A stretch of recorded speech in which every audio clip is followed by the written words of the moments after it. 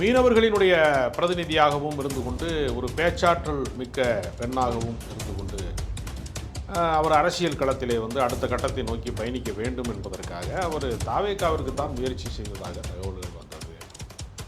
எல்லா கட்சியோடும் ஒரு பேச்சுவார்த்தை நடத்தி இருக்கிறார். அதிலே அவருடைய பேரம் படிந்த இடமாக அதிமுக பார்க்கப்படுகிறது.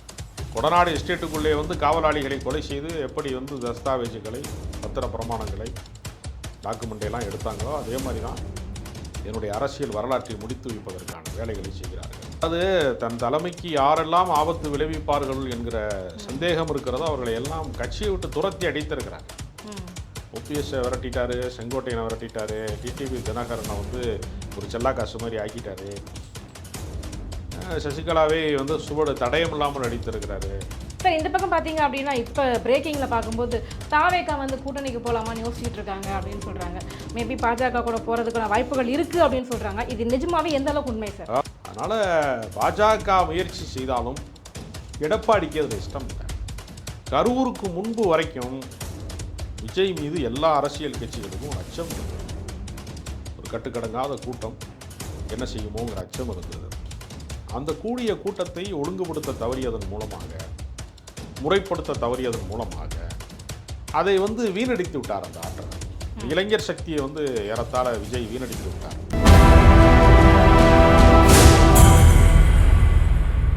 நேயர்களுக்கு வணக்கம். இன்றைய நேர்காணலில் நம்மோடு இணைந்திருக்கிறார் அரசியல் விமர்சகர் திரு ராஜ கம்பீரன் அவர்கள். வாருங்கள் பேசுவோம்.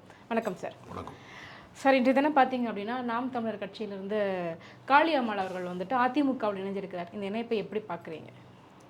நாம் தமிழர் கட்சியிலே இரண்டாம் கட்ட தலைவர்கள் யாருமே பிரகாசிக்காத வண்ணம் ரொம்ப விதிவிலக்காக சாட்டை துரைமுருகன், இடும்பாவனம் கார்த்தி மாதிரி இப்போதைக்கு இருக்கலாம்.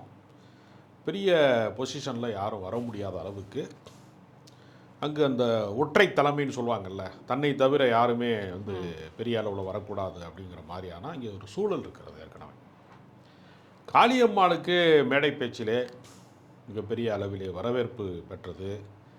மீனவ அமைப்புகளோடு, தொண்டு நிறுவனங்களோடு நெருக்கமான உறவு பாராட்டியது. அது சார்ந்த வாக்கு வங்கி என்ஜிஓக்களுடைய கான்டாக்ட்ஸ்லாம் இருக்குது அவங்ககிட்ட. மீனவர்களினுடைய பிரதிநிதியாகவும் இருந்து கொண்டு ஒரு பேச்சாற்றல் மிக்க பெண்ணாகவும் இருந்து கொண்டு அவர் அரசியல் களத்திலே வந்து அடுத்த கட்டத்தை நோக்கி பயணிக்க வேண்டும் என்பதற்காக அவர் தாவேகாவிற்கு தான் முயற்சி செய்ததாக தகவல்கள் வந்தது. எல்லா கட்சியோடும் ஒரு பேச்சுவார்த்தை நடத்தி இருக்கிறார். அதிலே அவருடைய பேரம் படிந்த இடமாக அதிமுக பார்க்கப்படுகிறது. பேரம் படிந்த இடம் அப்படின்ற ஏன் முன்வைக்கணும்? அவருக்கு விருப்பப்பட்டு கூப்பிட்டுருக்குறாங்க, இவங்களும் இணைஞ்சிருக்கிறாங்க. அப்படிலாம் அரசியலில் வந்து நாகரிகமாக சொல்லிக் கொள்வார்களே தவிர உண்மையிலேயே அப்படிலாம் வந்து எங்கேயுமே நடக்காது. இவரால் என்ன ஆதாயம், அதிமுகவுக்கு என்ன ஆதாயம், அதிமுகவுக்கு போனால் நமக்கு என்ன ஆதாயம் என்கிற கணக்கு வழக்கு பார்க்காம யாரும் அரசியலில் இணைகிறதல்ல. போராட்டக்காரராக இருக்க வேண்டும், மக்கள் பிரச்சனைக்கு குரல் எழுப்ப வேண்டும்னா அவர்கள் தனிப்பட்ட அமைப்பாக கூட இயங்கி கொண்டு தான் இருப்பாங்க. ஒரு அரசியல் கட்சி அவங்க கடந்த காலங்களில் தமிழ் தேசியத்தின் பெயரால் திராவிட கட்சிகளை வந்து மிகவும் மோசமாக விமர்சித்து இருக்கிறாங்க. திமுகவை மட்டுமல்ல, திராவிட இயக்கமே ஒழிக்கப்பட வேண்டும் என்பதுதான் நாம் தமிழர் கட்சியினுடைய கருத்தாக இருக்கு. ஒரு திராவிட கட்சியிலே வந்து அவர்கள் இணைகிறார்கள். ஏற்கனவே நாம் தமிழர் கட்சியில் இருக்கிறவர்கள், எதிர்ப்பு மனநிலையில் இருக்கிறவர்கள் எல்லாருமே, திராவிடத்திற்கு எதிராக பேசியவர்கள் எல்லாருமே, கல்யாண சுந்தரத்திலிருந்து எல்லாருமே திராவிட இயக்கத்திலே தான் வந்து சேர்ந்தார்கள். அதனால் இது ஒன்றும் ஆச்சரியப்படத்தக்க தகவல் அல்ல. அவருடைய அரசியல் பயணம் சிறக்க வாழ்த்துக்கிறோம். ஓகே. இந்த பக்கம் பார்த்தீங்க அப்படின்னா சசிகலா அவர்கள் வந்துட்டு கட்சி ஆரம்பிச்சிருக்கிறாங்க புதுசாக. அனைத்து இந்திய புரட்சி தலைவர் மக்கள் முன்னேற்ற கழகம் அப்படின்னு சொல்லிட்டு எலெக்ஷனுக்கு இன்னும் 2 மாதம் தான் இருக்குது. இப்போ கட்சி ஆரம்பித்து எதை நோக்கி நகருவாங்கன்னு நினைக்கிறீங்க? அதிமுகவை வந்து என்னிடமிருந்து கபலீகரம் செய்து விட்டார்கள், என்னுடைய கட்டுப்பாட்டிற்கு கீழே இருந்த அதிமுகவை கைப்பற்றி விட்டார்கள், அந்த கயவர்களை நான் வீழ்த்தாமல் விடமாட்டேன் என்கிற கோபம்தான். அதுக்காக தான் அவங்க பசும்பொண்ணுக்கு பக்கத்தில் போய் கூட்டம் போட்டாங்க. சாதிக்காரர்கள், உறவுக்காரர்கள்லாம் என்னை பாருங்கள், என்னுடைய நிலைமையை பாருங்கள், நான் உருவாக்கிய ஒரு முதலமைச்சர், நான் உருவாக்கிய ஒரு கட்சியினுடைய தலைவர் என்ன வந்து அடையாளம் இல்லாமல், சுவடு இல்லாமல் அழிப்பதற்கான வேலையை செஞ்சுட்டாரு அப்படிங்கிற ஒரு நியாயம் கேட்பது தானே. பெங்களூரு சிறையிலே இருந்ததுனால உயிர் பிழைத்தேன், தமிழ்நாட்டின் சிறைகளிலே ஒருவேளை வந்து என்னை வந்து மாற்றி இருந்தால் என் உயிருக்கே ஆபத்தாக முடிந்திருக்கும். கொடநாடு எஸ்டேட்டுக்குள்ளே வந்து காவலாளிகளை கொலை செய்து எப்படி வந்து தஸ்தாவேஜுகளை, பத்திர பிரமாணங்களை, டாக்குமெண்டையெல்லாம் எடுத்தாங்களோ அதே மாதிரி தான் என்னுடைய அரசியல் வரலாற்றை முடித்து வைப்பதற்கான வேலைகளை செய்கிறார்கள் அப்படின்னு மக்கள்கிட்ட முறையிடுறாங்க. தென்னந்தோப்பு சின்னம் வாங்கியிருக்காங்க. தென்னந்தோப்பையே வாங்கக்கூடிய ஆற்றல் பெற்றவர் தென்னந்தோப்பு சின்னத்தையே வாங்கியிருக்காங்க. அதனால் தங்களுடைய சமூக வாக்கு வங்கி, சாதி வாக்கு வங்கியை வைத்துக்கொண்டு அதிமுகவை வீழ்த்துவது, எடப்பாடியை வீழ்த்துவதன் மூலமாக சாத்தியம்னு நினைக்கிறீங்களா? சாத்தியம்னா வாக்கு வங்கி வந்து சரிந்து விழுகிற போது ஒவ்வொரு தொகுதிகளையும் ஒரு 5000 ஓட்டுகளை பிரித்தார்கள் என்று சொன்னால் சில நேரம் வெற்றிக்கும் தோல்விக்குமான இடைவெளி என்பது மிக குறைவாக இருக்கிற தொகுதிகள் உண்டு. சில 1000 வாக்குகளிலே வந்து வென்றவர்கள், சில 1000 வாக்குகளிலே தோற்றவர்கள் என்று உண்டு. அதனால் 4000 ஓட்டு 2000 ஓட்டுலாம் தோப்பாங்க சில பேர், ஒரு ஓட்டில் கூட தோற்றுருக்காங்க. அதனால் பாதிப்பு ஏற்படும். அதாவது அழிவு சக்தியாக இருக்கலாம், ஆக்க சக்தியாக இருக்க முடியாது. இவங்களுக்குன்னு ஓட் பேங்க் இருக்குன்னு நினைக்கிறீங்களா சார்? சசிகலா அவர்களுக்கு ஓட் பேங்க் இருக்கா? சாதிக்காரர்களுடைய பற்று இருக்குல்ல. ஓட் பேங்குங்கிறது அதிமுக ஓட் பேங்குன்னு சொல்கிறத விட அவர்கள் வந்து அந்த சாதிக்காக, அந்த சமூக அமைப்புக்காக உள்ளிருப்பு வேலைகளை நிறைய அதிமுகவில் செஞ்சுருக்காங்க. ஜெயலலிதா முதலமைச்சராக இருக்கிற போது தன் சாதிக்காரன் வந்து ஏறத்தாழ 87 பேரை சட்டமன்ற உறுப்பினர் ஆகியிருக்காங்க. அதனால் பணம் வாங்கி கொண்டு சீட்டு கொடுத்தாலும் ஜாதிக்காரனுக்கு சீட்டு கொடுத்துருக்காங்க. அதனால் அவர்கள் சார்ந்தவர்களில் பொதுமக்கள்கிட்ட ஒரு அனுதாப அலையை உருவாக்க முயற்சி செய்கிறாங்க. அவர் தலைமையேற்க வேண்டிய ஒரு கட்சியில் தன்னை எப்படி தள்ளிவிட்டாங்கன்னு சொல்கிறத, என்னை எப்படி தவிர்த்தார்கள் அப்படிங்கிறத முறையீடு செய்கிறாங்கல்ல.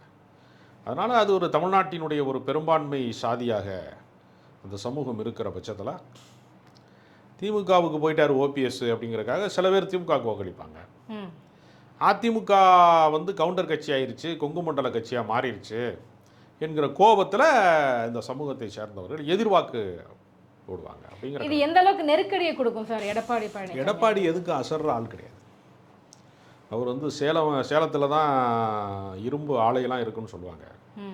அவர் வந்து இதில் வந்து இரும்பு இதயம் கொண்டவராகத்தான் இருக்கார். எல்லாரையுமே அவர் தன்னுடைய தலைமைக்கு அரசியல்வாதின்னு சொல்லலாம். அதாவது தன் தலைமைக்கு யாரெல்லாம் ஆபத்து விளைவிப்பார்கள் என்கிற சந்தேகம் இருக்கிறதோ அவர்களை எல்லாம் கட்சியை விட்டு துரத்தி அடித்திருக்கிறார். ஓபிஎஸ்ஸை விரட்டிட்டாரு, செங்கோட்டையனை விரட்டிட்டாரு, டிடிவி தினகரனை வந்து ஒரு செல்லா காசு மாதிரி ஆக்கிட்டாரு, சசிகலாவை வந்து சுவடு தடயம் இல்லாமல் அடித்திருக்கிறாரு. தன் கட்சி பொறுப்பு அப்படிங்கிற விஷயத்தில் யாரையும் அவர் அலோவ் பண்ணுறதுக்கு, யாரையுமே வந்து உள்ளே விடுறதுக்கு தயாராக இல்லை. அப்படி தான் நான் பார்க்குறேன். கண்டிப்பாக. இப்போ இந்த 2 மாதத்தில் வந்துட்டு எந்த அளவுக்கு அவங்களால ஸ்பீடப் பண்ணி கட்சியை கொண்டு போக முடியும் சார்? இன்னும் சின்னம் வாங்கணும், மக்கள் மத்தியில் அதை கொண்டுட்டு போகணும், இன்னும் நிறைய பல கட்டமைப்புகள் இருக்குது, இன்னும் கூட்டணிக்கு போவாங்களா, நிறைய கேள்விக்குறிகள் இருக்கு. எல்லா சமூக மக்களையும் பார்க்குறவங்களுக்கு தானே அந்த சிக்கல். சாதி சங்கத்துக்குள்ளே கூட்டம் போடுறது வந்து எளிதானதானே. ஏற்கனவே சங்கம் வச்சுருப்பாங்க. ஒரு கல்யாண மண்டபத்தில் ஒரு ஏற்பாடு செஞ்சு நம்ம வந்து நம்ம சாதிக்காரங்களை தான் காப்பாற்றணும்னு சொன்னால் அது எளிதானதானே. அது ஒரு முயற்சி தானே. அதனால் ஒன்றும் சிரமம்லாம் ஒன்றும் கிடையாது. ஜெயிக்க போகிறது இல்லைல்ல, அவங்க எம்எல்ஏ ஆக போகிறாங்களா? ஏன்னா அவங்களுக்கு 27 வரைக்கும் எந்த சட்டமன்றத்திலையும் அவங்க போட்டியிட முடியாது. நீதிமன்றத்தினுடைய தண்டனை தீர்ப்பினுடைய அடிப்படையில் அவங்க 27 வரைக்கும் போட்டியிட முடியாது. அதனால் அவங்களுக்கு வந்து நேரடி அரசியல் களத்தில் குதிப்பதில் வாக்குகளை பிரிப்பது மட்டுமே அவங்களுடைய நோக்கமாக. ஆமாம், தன்னை வந்து வீழ்த்தியவனே வந்து எனக்கு ஒரு கண்ணு போனாலும் எதிரிக்கு 2 கண்ணு போகணும்னு சொல்லுவாங்கல்ல, அந்த பகைமை தான். இது திமுகவுக்கு சாதகமாக அமைஞ்சிடும் அப்படின்னு அதில் என்ன சந்தேகம்? அப்படி ஓட்ட பிரிச்சா திமுகவுக்கு தான் சாதகம். சார் இந்த பக்கம் பார்த்தீங்க அப்படின்னா இப்போ பிரேக்கிங்கில் பார்க்கும்போது தாவேக்கா வந்து கூட்டணிக்கு போகலாமான்னு யோசிச்சுட்டு இருக்காங்க அப்படின்னு சொல்கிறாங்க. மேபி பாஜக கூட போகிறதுக்கான வாய்ப்புகள் இருக்குது அப்படின்னு சொல்கிறாங்க. இது நிஜமாவே எந்த அளவுக்கு உண்மை சார்? அதாவது எடப்பாடி அதை ஏற்க மறுக்கிறார். விஜயவா அவர் தான் ரொம்ப ஆசைப்பட்டார் பிள்ளையார். அது முதல் கட்டம். ஆரம்பத்தில் வந்து அவர் முயற்சி செய்தார். ஒரு கட்டத்துக்கு மேலே வந்து அவங்க பேராசைப்படுகிறார்கள். நான் 2.5 வருஷம் முதலமைச்சராக இருக்கேன், நீங்கள் 2 வருஷம் முதலமைச்சராக இருங்கிற அளவுக்குலாம் பேச்சுவார்த்தை பண்ணாங்க. அதிகமான சீட்டுக்களை கேட்டாங்க. கரூருக்கு பின்னாடியே அவருக்கான வேல்யூ வந்து குறைஞ்சிருச்சு, பாதி ஆயிடுச்சு. அதுலேயும் அவருடைய சொந்த வீட்டுக்குள்ளேயே ஒரு சூறாவளி வீசியதற்கு பின்பு, அவருக்கு குடும்பமே இல்லைன்னு ஆனதுக்கு பின்பு, அவருடைய தனிமனித வாழ்க்கை மீதான விமர்சனங்கள்லாம் எழுந்த பின்பு, அவர் பெண்களுடைய கவனமெல்லாம் அவர் மேலே முதல்ல இருந்துச்சு. கட்சியை கடந்து பல பேர் அவருக்கு எதிரான மனநிலைக்கு ஆளாயிருக்காங்க. ம். அதனால் பாஜக முயற்சி செய்தாலும் எடப்பாடிக்கு அதில் இஷ்டம் இல்லை. அதனால் அது இழுவரியில் தான் இருக்குது. எடப்பாடி அவர்களுக்கு விருப்பம் இல்லைனாலும் பாஜகவுக்கு விருப்பம்னா அவங்க ஒத்துக்கிட்டு தானே ஆகணும், வேறு வழி இல்லையே. எல்லாமே அப்படி தானே போய்கிட்டு இருக்குது. ஆமாம், அப்படி ஒரு மிரட்டல் துணியில் ஏதாவது செய்கிறார்களா என்று தெரியவில்லை. கடைசி நேரத்தில் வந்து ஒருவேளை அப்படி பாஜக கிட்ட போனாங்க அப்படின்னா தாவேகாவினுடைய அரசியல் எதிர்காலம் என்ன ஆகும்? ஏன்னா என்னுடைய கொள்கை எதிரி பாஜக அப்படின்னு சொல்லிட்டாங்க. திரும்ப அவங்க கூட்டணியிலே போய் இணைவது. இல்லை, விஜய்க்கு வந்து இமேஜை பற்றிய கவலை இருப்பதாக எனக்கு தெரியலை. இமேஜை பற்றிய கவலை அவருக்கு இருக்கும் என்றால் ஒரு திரைப்பட நடிகையோடு திருமண விழாவுக்கு வந்து வர்றதை ஒளிவு மறைவு இல்லாமல் செய்யக்கூடியவரா எப்படி இருப்பார் அவர்? பகிரங்கமாகவே வர்றாரு. இந்த கூச்ச நாச்சமுமே அவர்கிட்ட கிடையாது. குற்ற உணர்ச்சி கிடையாது. நம்மளை பார்க்க வந்தவன்லாம் செத்துருக்கானே அப்படிங்கிற குற்ற உணர்ச்சியும் கிடையாது. அதனால் அவரை பொறுத்தவரையில் கொள்கை எதிரின்னு அவர் பேசலாம் மேடையில், பஞ்சு டைலாகலாம். ஆனால் எனக்கு தெரிந்து அவருக்கு கொள்கை கூட்டாளி தான் விஜய். அப்படிலாம் அவர் முரண்பட்டுலாம் இருக்க மாட்டார். அவர் கூட இருக்கிறவங்க யாரும் எதிர்கேள்வி கேட்க மாட்டாங்க. அதனால் பாஜக பக்கம் போனாலும் பெரிய தாக்கத்தை எல்லாம் அவர் உண்டாக்க முடியாது. கரூருக்கு முன்பு வரைக்கும் விஜய் மீது எல்லா அரசியல் கட்சிகளுக்கும் ஒரு அச்சம் இருந்தது. ஒரு கட்டுக்கடங்காத கூட்டம் என்ன செய்யுமோங்கிற அச்சம் இருந்தது. அந்த கூடிய கூட்டத்தை ஒழுங்குபடுத்த தவறியதன் மூலமாக, முறைப்படுத்த தவறியதன் மூலமாக அதை வந்து வீணடித்து விட்டார். அந்த ஆற்றலை, இளைஞர் சக்தியை வந்து ஏறத்தாழ விஜய் வீணடித்து விட்டார். அதனால் இனிமே அவர் ஒரு துணை கட்சியாகத்தான் இருக்க முடியும். முதல்வர் வேட்பாளராகவோ முக்கியமானவராகவோ தன்னை நிலைநிறுத்த முடியாத இடத்துக்கு அவர் மாட்டிக்கிட்டார். தனியாக போட்டியிடுவது என்பது அரசியலிலே தற்கொலைக்கு சமமானது. ஏன்னா இன்றைக்கி அரசியலில் வந்து வேட்பாளராக நிற்கிறதுங்கிறது கோடிக்கணக்கான ரூபாய்களை செலவு பண்ணி மிகப்பெரிய மக்கள் சந்திப்புலாம் வந்து எளிதானது அல்ல. அதனால் அவ்வளோ பெரிய இன்வெஸ்ட்மெண்ட்டை வந்து எல்லாரும் இவர் மேலே போட்டு தேர்தல் அரசியலை எதிர்கொண்டு அது பலனளிக்காமல் போய்விட்டது என்று சொன்னால் நிர்வாகிகள்லாம் ரொம்ப பெரிய மனச்சோர்வுக்கு ஆளாவாங்க. கட்சி பின்னடைவை சந்திக்கும்னு நான் நினைக்கிறேன். கூட்டணின்னு சொல்லும்போது அந்த கேள்வியை கண்டிப்பாக உங்ககிட்ட முன்வைக்கணும் தோணுது. என்ன அப்படின்னா திமுகவில் பார்த்தீங்க அப்படின்னா அவ்வளவு கட்சிகள் கூட்டணியில் இருக்கிறாங்க. இந்த பக்கம் அதிமுகவை எதிர்ப்பதற்காக, பாஜகவை எதிர்ப்பதற்காக, ஒரு வலிமை மிக்க ஒரு அதிமுக பாஜக கூட்டணி எதிர்ப்பதற்காக திமுக இவ்வளவு மெனக்கெடுதா? கூட்டணியை இவ்வளோ தூரம் வரவங்களெல்லாம் கூப்பிட்டுக்கிறாங்களே. அதாவது எதிரியை இலக்காரமாக கருதக்கூடாது. பாம்பு அடிக்கும் போது நச்சுன்னு அடிச்சிடணும், நல்லா அடிச்சிடணும்பாங்க. பகையிலே மிச்சம் வைக்கக்கூடாது, நெருப்பில் மிச்சம் வைக்கக்கூடாது. நெருப்பில் மிச்சம் வச்சா மறுபடியும் அது புகைஞ்சு எரிஞ்சு மறுபடியும் கிளம்பிடும். பகையிலும் சரி இதுலேயும் சரி மிச்சம் வைக்கக்கூடாது. அதனால் எச்சரிக்கையாக இருப்பது நல்லது. ஏதாவது எஸ்ஐஆர் மூலமாகவோ அல்லது வேறு ஏதாவது ஒரு கோளாறுகள் செய்வதன் மூலமாகவோ பயம் இருக்கு. ஒரு ஆமாம், பயப்படுறது நியாயம் தானே. நீங்கள் ஒரு வாகனத்தில் போகிறீங்க, ஆக்சிடென்ட் ஆகாமல் வண்டி ஓட்டணுங்கிற உள்ளுணர்வு இருக்கிறது நல்லது தானே. அது மாதிரி தான் இதுவும் ஒரு அரசியல் கட்சி தோற்றுவிடக்கூடாது என்பதில் கூடுதல் கவனம் செலுத்துகிறாங்கன்னு தான் நம்ம பார்க்கணும். அதை அது ஒன்றும் தப்பு கிடையாதுல்ல. எச்சரிக்கை உணர்ச்சி அதிகமாக இருக்கிறது நல்லது தான். அப்போ இது இப்படி எடுத்துக்கலாமா? அதிமுக பாஜக ஒரு பலம் வாய்ந்த கூட்டணியாக இருக்குது, பாஜக உண்மையாலுமே பலம் பெற்று விட்டது அப்படின்ற கோணத்தில் எடுத்துக்கலாமா இதை? அப்படிலாம் எப்படி எடுத்துக்க முடியும்? பாதி பாமக பாதி அதிமுக, அண்ணாமலை இல்லாதனால பாஜக கூட பாதி பாஜக தான். ஐநா நாகேந்திரன் தலைமைக்கெல்லாம் அவ்வளோ பெரிய வேல்யூ கிடையாது. அதனால் அவங்க நாடாளுமன்ற தேர்தலில் வாங்கின வாக்கு சதவீதத்திற்கான அந்த தெனாவட்டோடையெல்லாம் இந்த தேர்தல் அணுக முடியாது. அதனால் எல்லாமே பாதி பாதியாக இருக்கிறது. அரை கிணறு தாண்டுவது ஆபத்தும்பாங்க.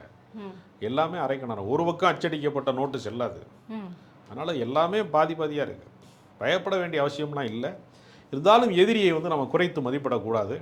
நம்ம எச்சரிக்கையாக இருக்க வேண்டும் என்கிற அடிப்படையில் திமுக தனக்கான வெற்றி வாய்ப்புகளை உறுதி செய்கிறது. 200 தொகுதிகளாவது வெல்ல வேண்டும் என்பதில் உறுதியாக இருக்காங்க.